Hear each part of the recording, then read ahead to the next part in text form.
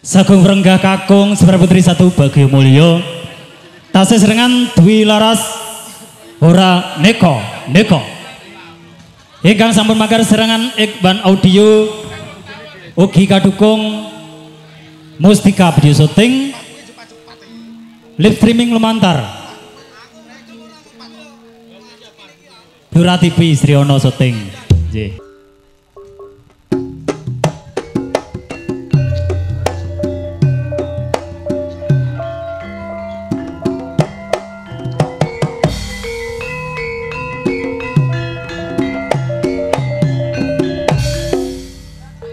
Bosah paseh prajurit saka segara kang dipandhekani diri Prabu Kupala. Prabu Kupala gosir nomor Gotamanat Jiku Bandawasa. Sak sirnane Prabu Kupala ana wanita ayu, cendhek ora dhuwur ora, jebul jonggrang. Iya kepiye Jaka Bandhu? Pas padake prajuritmu bosah paseh kaya babatan pacik. Kadangmu Prabu Kupala gosir nomor Gotamanat Jiku Bandawasa. Yen kowe gelem manut aku monggo. Tak pundhut garwa Yayi. Aku arep mbok pundhut garwa. Jonggrang. Lah kok kayak kebagusan rupamu Jaka Bandhu? Aku gagah Jonggrang. Ora gagah. Aku bagus. Ora bagus. Nanging mbok tampik kena ngopo? Aku ora seneng karo sliramu Jaka Jonggrang. Bandhu. Piye? Yen kowe gelem manut karo aku apa kang dadi pamundhutmu bakal tak udani Jonggrang. Mbok udani. Oh tak udaneni. Aja ning kene nek mbok udani ya. Tak udaneni. Yen ngono aku gaweke candi cacahe 1000 Candi 1000 cacahe sewengilan sewengi ana watese Jonggrang. Aja Jonggrang. nganti kedisian jagone kluruk Jaka Bandhu. Abot kaya ngapa pancen kowe calon garwaku. Wajabala. Rewang-rewang ana sun mate kaji kucondo kira candi 1000 sewengi dadi. Dadio.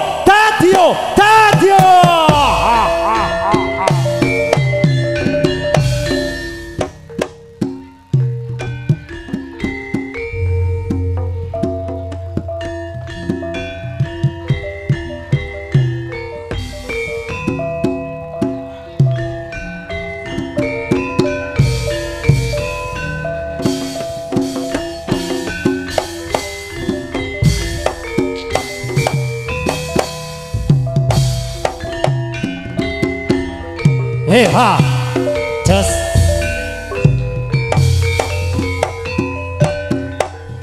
Rara Jonggrang kowe panjenengan yo tenan ora mokal yen aku nandang kasmaran waspada nom prajuritmu kalah mula kowe dadi wanita boyongan Jaka Bandhu kowe aja kumalungkung barang iki kanggo kudurung rambung pilawati kang mas Prabu Kupala kang masit laku ing wana segara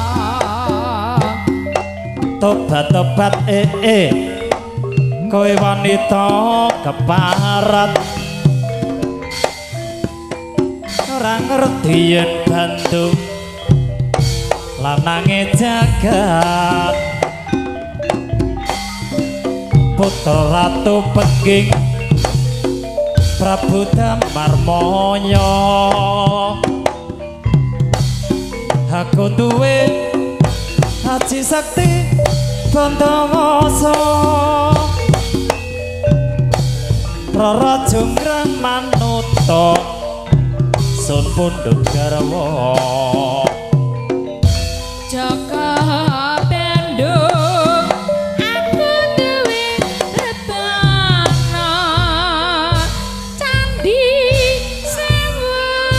sewengi kudu dadi ya Jonggrang panyuwunmu tak turuti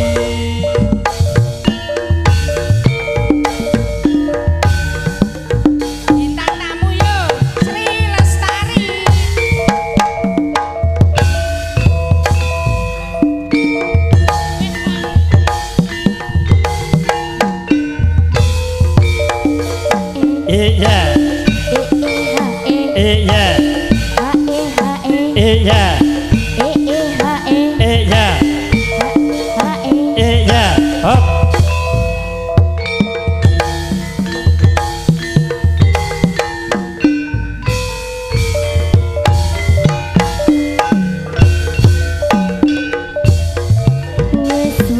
Tansah dieleke wis wancine padha nindakake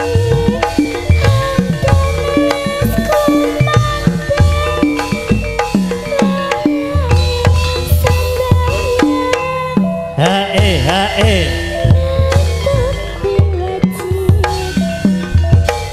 dawuhing pangeran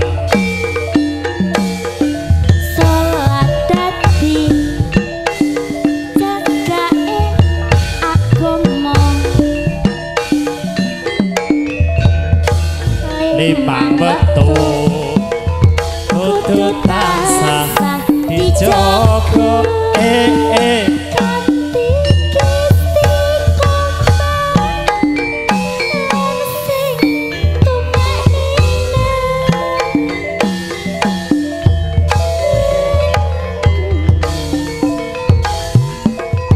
yen berjamaah subuh lur lan asar